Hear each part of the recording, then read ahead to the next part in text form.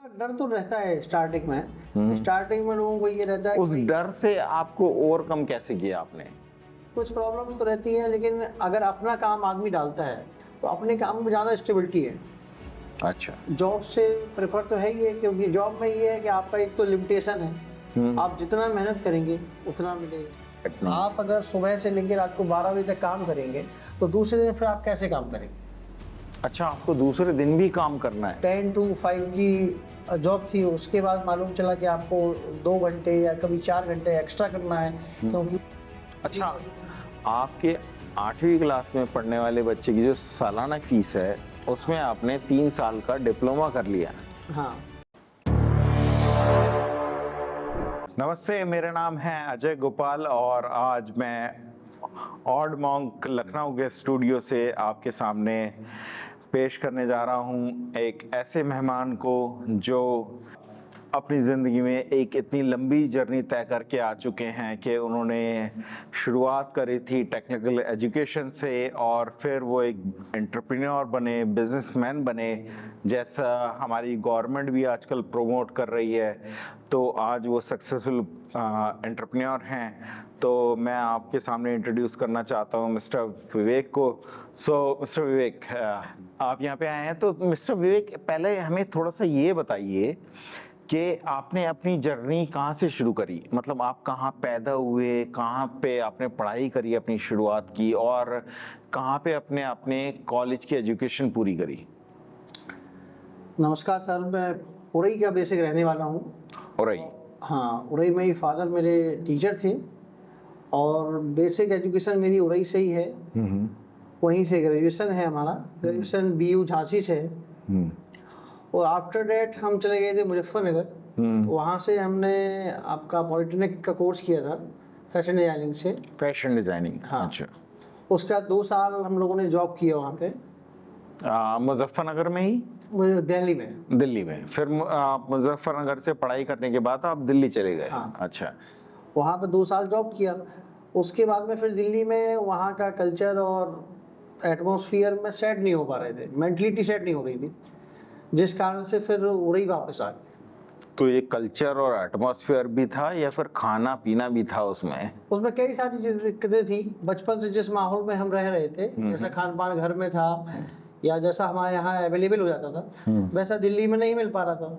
अच्छा। वहाँ पे अधिकांश केमिकल वाला फूड था। आपको कुछ भी लेना है तो अधिकांश केमिकल का मिलेगा, ताजी सब्जियां नहीं मिलना, दूध नहीं मिलना, और कई सारी प्रॉब्लम्स थी। अगर आप पनीर लेने जाओ तो वो भी आपको शुद्ध नहीं मिलना, दूध लेने जाओ वो भी सही नहीं मिलना। तो सैलरी वहाँ पे कितनी थी आपकी? सैलरी वहाँ पे 2008 में लगभग 15,000 मिल रहा था। 15,000 रुपए आपको हाँ। मिल रहे थे वहाँ पे? अच्छा। उस दौर as an fashion designer? No, as a merchandiser. Merchandiser? Yes. अच्छा, पहली जॉब आपकी एज एन मर्चेंडाइजर लगी हुई। तो गुड़गांव में हम लोगों ने जॉब किया, लेकिन वहाँ भी संघर्ष था। एक्स्ट्रा टाइम लग जाता था कभी कभी।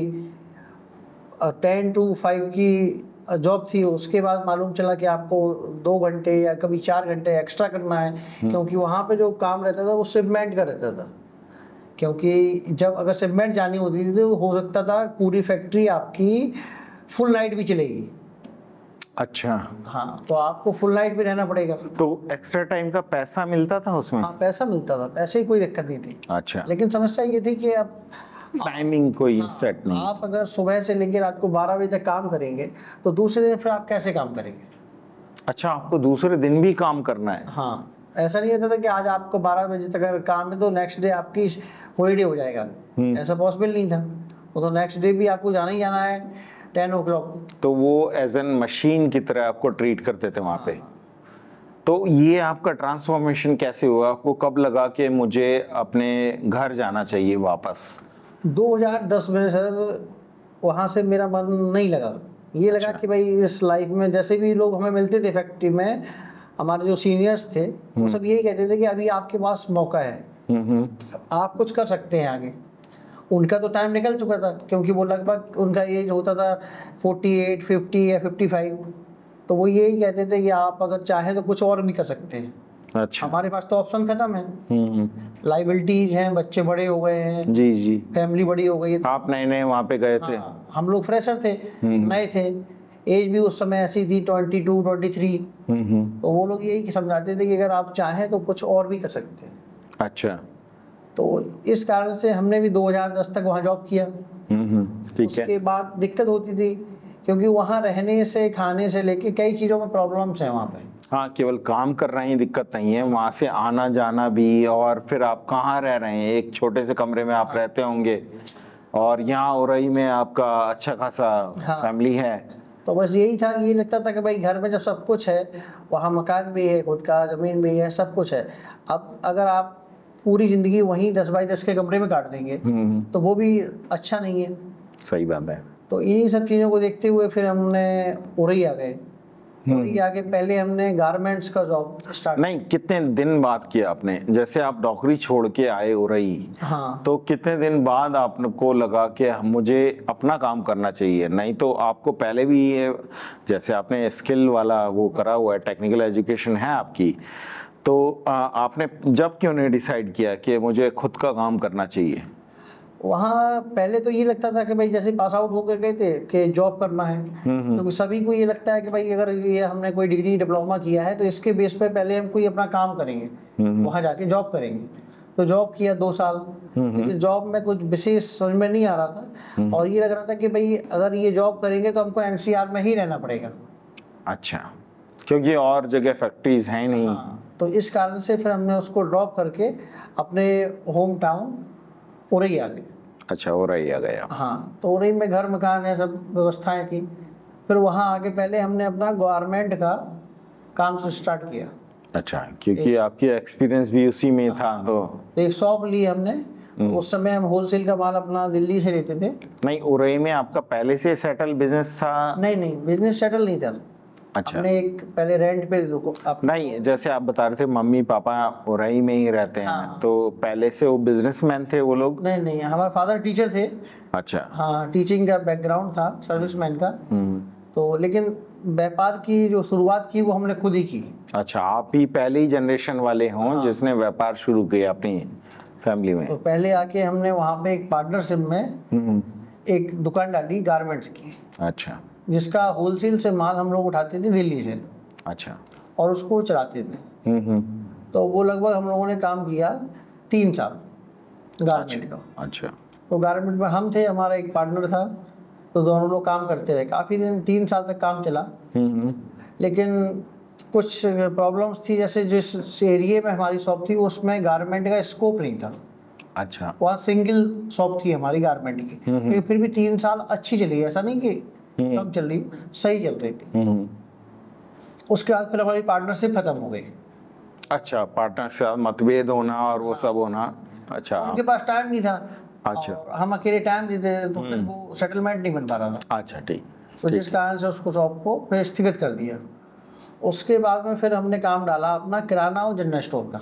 अच्छा, उस काम को फिर हमने सेल्फ डाला। तो ये अब तक आपको एंटरप्रेन्योरशिप और खुद से कैसे अपना बिजनेस करना है इसकी आदत आपको आपको पता चल गया था कैसे करना है। हाँ। तो इसलिए आप किराना स्टोर और उसमें जा सके। प्रॉब्लम ये थी कि आपका गारमेंट का बिजनेस ऐसा था, वो भी हमारा मेंस वियर का था केवल। अब मेंस वियर में क्या होता है कि डेली तो स्कोप है नहीं कि डेली किसी को गारमेंट चाहिए हो। जी। लेडीज और चिल्ड्रन में रहता भी है कि कुछ ज़्यादा सेल रहती है। जी। मेंस में क्या है कि थोड़ा सा कलर डिजाइन और जो आपका रहता है। आई थिंक मैंने 7 महीने से ज्यादा से बदला नहीं है अपना गारमेंट्स, तो मैं क्या बताऊं आपको। तो यही प्रॉब्लम रहती है कि वो चेंज कम होता है। कि जेंट्स में तो क्या है, एक बार कोई साइड ले ली तो वो इतनी जल्दी फैशन से आउट तो होनी नहीं है। जी जी। साड़ियाँ जरूर अगर एक बार फैशन में आई और हर 15 दिन में या 10 डेज बाद वो आपकी ओल्ड हो जाती है। जी। ऐसा था नहीं। तो इस चक्कर में फिर हमने सोचा कि कोई ऐसी चीज ले आए जो डेली नीड वाली हो। अच्छा। अब डेली नीड में ये रहता है कि अगर आप किराना जनरल स्टोर रख लेंगे, मतलब उसका अरेंजमेंट लगा लेंगे, तो उसमें ये रहता है कि आपके घर में कोई चीज एक तो खत्म डेली होनी ही होनी है। आज साबुन खत्म हो जाएगा, कल मंजन खत्म हो जाएगा, सही तो बात। तेल खत्म हो जाएगा, कुछ ना कुछ तो आपका खत्म होना ही होना है। तो जब काफी, और वो जब फैमिली के बीच में रहता है आदमी तो कुछ ना कुछ की डिमांड निकलती रहती है। तो इस हिसाब से ऐसा काउंटर बनाया कि जिसमें डेली सेल निकले। जी। तो ये हमने लगभग आपका 2013 में सेटअप लगा लिया था। अच्छा, 2013 में। हाँ, और उसके बाद तो कोरोना भी आया है, तो फिर हाँ। तो कोरोना में थोड़ा बहुत परेशानी हुई कुछ दिन के लिए, लगभग 15 या 20 डेज की। जब तक कुछ क्लियर नहीं था, हाँ, मतलब। बंद रखा गया कि भाई कुछ भी नहीं खुलेगा। उसके बाद में फिर डेली नीड्स के लिए ओपन हो गया था। ओपन हो गया था। हाँ, जी कि जी। ये चीजें रिक्वायरमेंट की है, लोगों को चाहिए होंगी, तो इसके लिए खोलना पड़ेगा। तो चलता रहा काम, बढ़िया चलता रहा, अभी भी चल रहा है, कोई दिक्कत नहीं है। तो कुछ प्रॉब्लम्स तो रहती हैं, लेकिन अगर अपना काम आदमी डालता है तो अपने काम में ज़्यादा स्टेबिलिटी है। अच्छा। जॉब से प्रेफर तो है ही है, क्योंकि जॉब में ये है कि आपका एक तो लिमिटेशन है, आप जितना मेहनत करेंगे उतना मिलेगा। लेकिन जॉब वाले को ये डर लगता है कि अपना काम शुरू करेंगे, वो खत्म हो गया तो जॉब में तो हर महीने पैसा आ रहा है, एक बंदा बताया, और अपने बिजनेस में तो ये सिक्योरिटी भी नहीं है कि कितना पैसा आएगा। भले ही बाद में कुछ भी आ जाए, बाद में तो जॉब में भी उतना आ जाता है उसको। थोड़ा डर तो रहता है स्टार्टिंग में। स्टार्टिंग में लोगों को ये रहता है उस कि डर से आपको ओवरकम कैसे किया आपने? अब ये है कि जैसे पहले हमने गारमेंट का काम किया था, जी। गारमेंट भी रिस्क का काम था। हमारे यहाँ ऐसा तो है नहीं कि केवल हम ही ने शॉप डाली हो, मार्केट में कई दुकानें ऑलरेडी चल रही थी, अच्छी चल रही थी।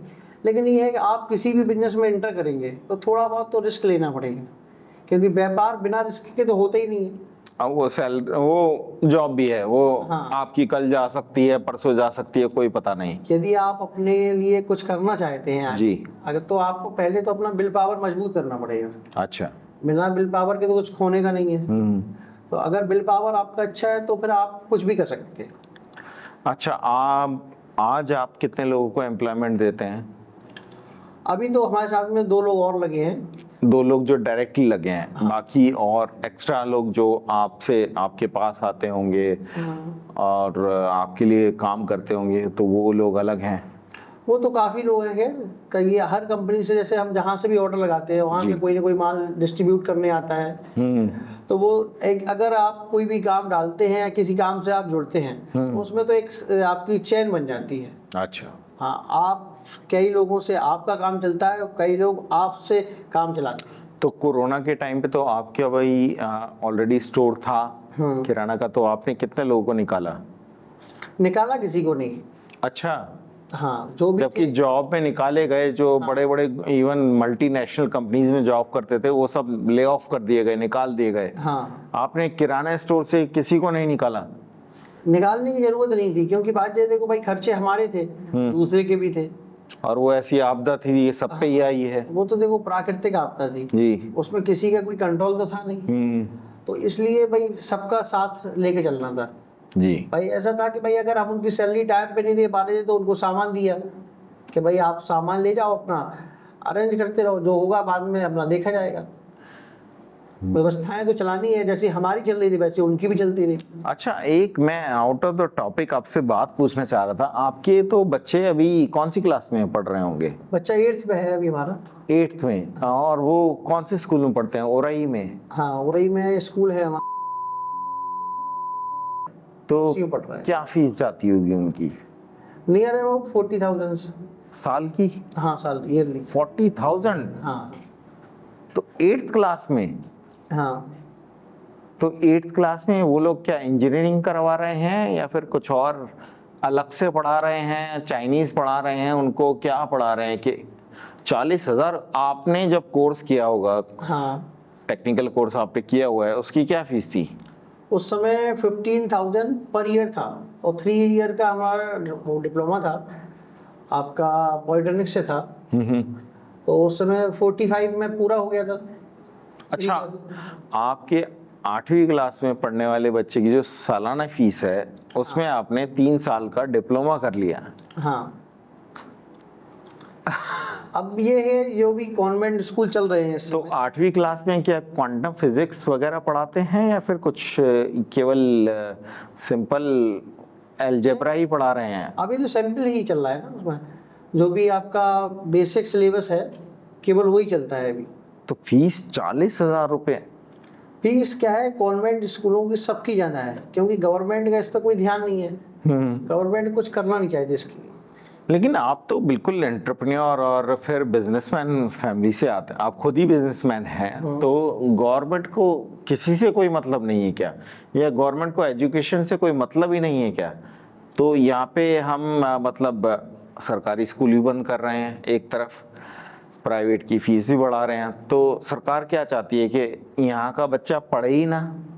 उनका उद्देश्य ये है कि जिन्हें नहीं पढ़ना है तो वो ना पढ़ें, और जिनके पास अगर पॉकेट अलाउ करती है या वो अपना घर मकान जमीन बेच के बच्चे को 8th हाई स्कूल इंटर जितना करा सकते हैं उतना कराए। अदरवाइज नहीं करा रहे हैं तो वो बेरोजगार की लिस्ट में तो पहुंच ही जाएंगे। नहीं, बेरोजगार तो ये आप देखिए कि बेरोजगार तो सारे ही हैं, चाहे वो कुछ भी करके पहुंच जाए, लेकिन इतना पैसा आपसे अगर निचोड़ लिया जाए तो क्या सरकार नहीं चाहती कि बच्चे पढ़ें? नहीं, लगता तो ऐसे ही है, क्योंकि भाई अगर प्राइमरी विद्यालय बंद हो जाएंगे और कॉन्वेंट की फीस देने लायक गार्जियन की पॉकेट अलाउ नहीं करेगी। कौन?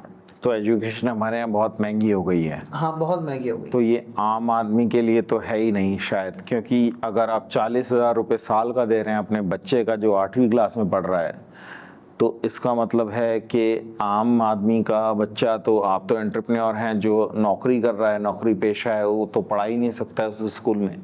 अगर बच्चा आपका, ये समझ लो आपके 8th तक है, 8th तक बच्चों का खर्चा 1 लाख पर ईयर है एक बच्चे का। एक बच्चे का? हाँ, टोटल ओवरऑल आप। अच्छा, उसमें आपने वो भी जोड़ दिए हैं पेरेंट्स डे और मदर्स डे, फादर्स डे का सेलिब्रेशन। खर्चा लगभग 1 लाख पर ईयर एक बच्चे का है। अगर आपके 2 बच्चे हैं तो आपके पास 2 लाख की व्यवस्था होनी चाहिए।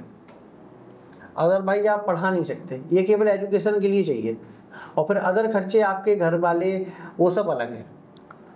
तो हमारे जैसे, अब आपको जैसे हमारा देश है, थर्ड वर्ल्ड कंट्री है, और उसमें भी उत्तर प्रदेश जो कि बहुत ही कोई बढ़ता हुआ राज्य नहीं है, तो वहाँ पे इतनी महंगी फीस, इतनी महंगी पढ़ाई, वो कैसे कोई अफोर्ड कर सकता है, जबकि यूपी की पॉपुलेशन पाकिस्तान से ज़्यादा है, और वहाँ पे इतना अफोर्ड करना आपके लिए भी मुश्किल हो रहा है। तो फिर जो नॉर्मल जो 20-25 हज़ार रुपये कमाते हैं, 20-25 हज़ार रुपये इतनी सैलरी है कि आप खा पी सकते हैं, तो उसमें तो बच्चे को पढ़ाना बहुत ही मुश्किल हो गया। तो सरकार क्या चाहती है कि मतलब हम अपने बच्चों को अनपढ़ कर दें और ऐसी जनरेशन आके निकले जो बिल्कुल ही अनपढ़ हो, या सब सन्यासी ले लें कि सबको सन्यासी दिलवाना है इनको, तो फिर उसमें कोई बात ही नहीं है। प्रॉब्लम तो यही है, क्योंकि बच्चे को पढ़ाना अब कठिन काम हो गया है।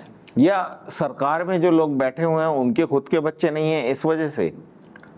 बात ये नहीं है, सरकार में जो लोग बैठे हैं अधिकांश क्या है कि जो भी विद्यालय बड़े बड़े चल रहे हैं जी, वो सब क्या है इंडस्ट्रियलिस्टों के हैं या किसी न्यूज़पेपर वाले के हैं। अच्छा, आप ये भी तो देखिए ना, इंडस्ट्रियलिस्ट जो आपने कहा और बिजनेसमैन आपने कहा, तो ये तो अमेरिका में बहुत लोग हैं, तो उन्होंने अपना देश तो अच्छा बनाया है उन इंडस्ट्रियलिस्ट ने और उन बिजनेसमैन ने।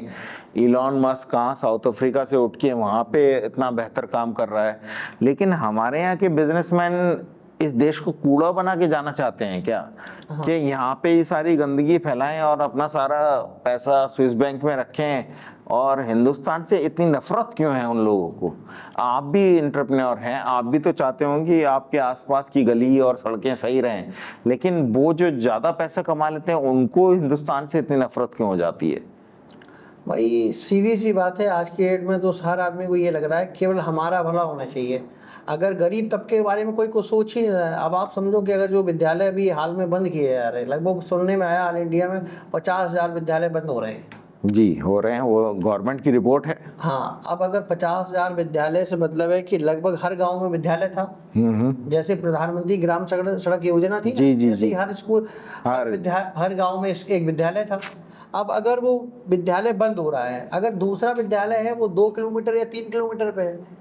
अब प्राइमरी का बच्चा जो होता है वो 3 साल में स्कूल जाना स्टार्ट करता है जी। अब आप बताओ 3 साल का बच्चा क्या पैदल 3 किलोमीटर जा पाएगा? नहीं, वो 5 साल का भी नहीं जा पाएगा। हाँ, तो वो कभी नहीं जा सकते। तो दिक्कत क्या है कि अब क्या होगा कि आस-पास या तो उसी गाँव में कोई छोटा-सा स्कूल चल रहा हो, किसी का English medium, Hindi medium, private school, तो मजबूरी में गार्जियन कहीं से भी पैसा लाए उसमें दाखिला कराएगा। अच्छा। तो प्राइमरी स्कूल में तो संख्याएँ बढ़ नहीं रही हैं अब जब 2 स्कूल मर्ज हो गए एक जगह, तो वो तो कैसे भी करके एक गाँव से 10 बच्चे, एक गाँव से 10 बच्चे, 20 बच्चे रहेंगे। 20 बच्चों में पूरा स्कूल मेंटेन बना रहेगा। अब दिक्कतें केवल इसी प्रकार से हैं सर, एजुकेशन ही में नहीं, बहुत चीज़ों में दिक्कतें हैं। अब आप देखिए जैसे मेडिकल कॉलेज में या आपके गवर्नमेंट हॉस्पिटल में ₹1 का पर्चा बनता है। बिल्कुल बनता है। अब है क्या, गवर्नमेंट की नज़र में और हर जगह जब भाषणबाजी होती है तो क्या कहा जाता है कि आपका स्वास्थ्य हम ₹1 में ₹1 में सही करना। पूरा सही करा रहे हैं। आप जाइए, जिला अस्पताल हो, मेडिकल कॉलेज हो, ₹1 में आपकी सारी समस्याएं सॉल्व हो जाएंगी। लेकिन अगर आप प्रैक्टिकली आप किसी दिन मेडिकल कॉलेज या किसी जिला डिस्ट्रिक्ट हॉस्पिटल में जाएंगे, ₹1 का आप पर्चा बनवाएंगे, तो ₹1 में आपका कुछ भी नहीं होगा। मेरे पास शायद रखा भी हुआ था, वो अभी रखा होगा, मैं आपको दिखाऊंगा वो। क्योंकि हम आपको प्रॉब्लम बताएं, आप जैसे ही जाएंगे तो डॉक्टर साहब पहले आपसे कह देंगे कि सर पहले तो आप ये जांचें करा लो जी, या अगर कोई आपको वैसी चोट वगैरह की प्रॉब्लम है कहेंगे पहले एक्सरे करा लो। तो या तो डिस्ट्रिक्ट हॉस्पिटल में आपकी एक्सरे मशीन खराब हो गई, वो हमेशा रहती है। हाँ, और जांच कराने जाओगे तो जांच वाला मिलेगा नहीं आपको। अल्ट्रासाउंड कभी आपका होगा नहीं, नहीं, हो ही नहीं सकता है। होगा नहीं, हो ही नहीं सकता है। और दूसरी प्रॉब्लम क्या है कि अगर आप जांच के लिए जाएंगे, सीबीसी ही लिख दी अगर आपको, तो वहां भी बहुत लंबी लाइन लगी होगी और फिर भी वो आपसे कह दिया जाएगा, अगर सपोज डेट आपकी सीबीसी हो भी गई डिस्ट्रिक्ट हॉस्पिटल में, तो आपसे ये कहा जाएगा आप भाई साहब आपको ये 1:30 बजे के बाद मिलेगी। 1.5 महीने के बाद? 1:30 बजे के बाद, 1:30 बजे के बाद, उसी सेम डे 1:30 बजे के बाद मिलेगी। और 1:30 बजे के बाद आपको डॉक्टर नहीं मिलेगा, ओपीडी खत्म हो जाती है। ओपीडी खत्म हो जाएगी। अब आपको क्या मजबूरी है, या तो आप प्राइवेट में कहीं से करा के लाओ तुरंत, अगर उन्हीं डॉक्टर साहब को अब दिखाना है आपको, और अगर उनको नेक्स्ट डे आप दिखाने आएंगे तो पता चलेगा उनका टर्न खत्म हो गया। अब अगर आपने वेडनेसडे को दिखाया, थर्सडे को दूसरा डॉक्टर मिलेगा आपको। अब वो ये कहेंगे आपको क्या प्रॉब्लम थी, उन्होंने क्या लिखा, हमें तो मालूम नहीं है। अब आप दोबारा से करा के लाओ। अब आप दोबारा परेशान।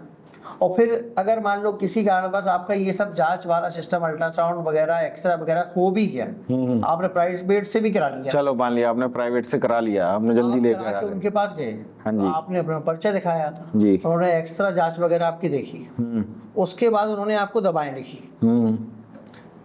तो दवाएं लिखने के साथ वो जैसे ही दवाएं लिखेंगे, जब आप काउंटर पर जाएंगे हॉस्पिटल में, दवाई तो ये कह देगा पैरासीटामोल है हमारे पास, एसिक्लोफेनेक है हमारे पास, मेट्रोजेल है, 2-3 के बाद फिर वो बकाया दवाई कह देगा सर ये नहीं है हमारे यहाँ। अब उनको लेने के लिए आप कहाँ जाएंगे? अच्छा, सरकार के पास दवाइयाँ नहीं है, लेकिन वो सामने जो दुकान खुली हुई है वहाँ सब अवेलेबल है। हाँ, मेडिकल पे सारी दवाएं मिल जाएंगी। और अब एक नया फंडा चल गया है, पूरा ऑल ओवर यूपी में एक संस्था के नाम से, मैं संस्था का नाम तो नहीं लूंगा, लेकिन एक संस्था के नाम से पूरा ठेका हो गया है ऑल ओवर यूपी का। All over UP? हाँ, उस संस्था का हर डिस्ट्रिक्ट हॉस्पिटल में और हर मेडिकल कॉलेज में आपको उसका मेडिकल काउंटर बना मिलेगा। जहाँ पे आप जाएंगे तो वहाँ सारी मेडिसिन अवेलेबल है, जो डॉक्टर्स लिख रहे हैं वो सारी अवेलेबल है। और उनकी ये कंडीशन है कि आप जैसे ही उनके पास पहुँचेंगे तो आपने दिखाया सर ये दवाएं हैं, वो कहते हैं हाँ हैं, तो उनके पास तो सारी है ही हैं। तो वो जैसे ही आप उनसे दवा पूछेंगे, अगर 2 दवा लिखी हैं तो आप पूछेंगे सर कितने पैसे हुए, 580 रुपए। अच्छा, 2 दवाएं 5 दिन की 580 रुपए की। अब गरीब आदमी जो ₹1 के पर्चे पे अपना इलाज कराने गया था, वो अब 580 रुपए की एक दवाई लेगा। हाँ, 2 पत्ते आपके 580 रुपए के आएंगे। अच्छा, अब आप ये बताओ कि वो जो ₹1 का विचार बना के घर से गया था, 10 का नोट ही जेब में था उसके। सही बात है। अब वो 580 की दवाएं कहाँ से लेगा? वो तो परेशान होगा कि ₹1 का सिक्का कहाँ से लेके आए हैं तो मिल जाए। अब अगर उसने 580 की कैसे भी करके वो दवाएं ले भी ली, तो फिर उसके बाद डॉक्टर कहता है अब घर पे जाके आपको दलिया खाना है। मार्केट से फल ले लेना, क्योंकि अभी को 2-3 दिन कुछ खाने के लिए परहेज करना। तो 200 रुपए किलो सेव है सर, 120 रुपए किलो अंगूर है, 150 रुपए किलो संतरा है। और जबकि हमारे देश में ये सारे लोग वेजिटेरियन हैं, हाँ। हम सब वेजिटेरियन हैं, तब ये पूरा सब कुछ सब्जियां और फल इतने महंगे हैं हमारे यहाँ। अब आप बताइए, तो जिस आदमी ने बड़ी मशक्कत के बाद 580 रुपए के 2 पत्ते खरीद पाए, क्या उसकी ऐसी कंडीशन है कि वो बाहर जाके आपका 2-3 किलो फल खरीद लेगा? क्योंकि जो डिस्ट्रिक्ट हॉस्पिटल और मेडिकल कॉलेज है, ये तो गरीबों के लिए है। नेताओं का इलाज तो मेदांता में होता है, उन्हें तो कोई दिक्कत ही नहीं है। हाँ, वेदांता है, क्या नाम है इसका? वेदांता। अच्छा अच्छा, ये वेदांत होता सुना था, मेदांता कैसे हो? मेडिकल का वेदांत होता क्या? हाँ अच्छा, वहाँ ये कुछ वो पढ़ाते हैं, वेदांत पढ़ाते हैं क्या आप लोगों को? नहीं, इनका जो भी रहता है, या फिर मोक्ष, मुझे लगता है वेदांता में जाके मोक्ष मिलता है यूपी में। ये सुनते हैं वहाँ के जिसके पास या तो सब कुछ बेच के यहाँ आए इलाज कराने, और या फिर उस पे इतना कमा लिया हो नंबर 2 का तो यहाँ इलाज कराए।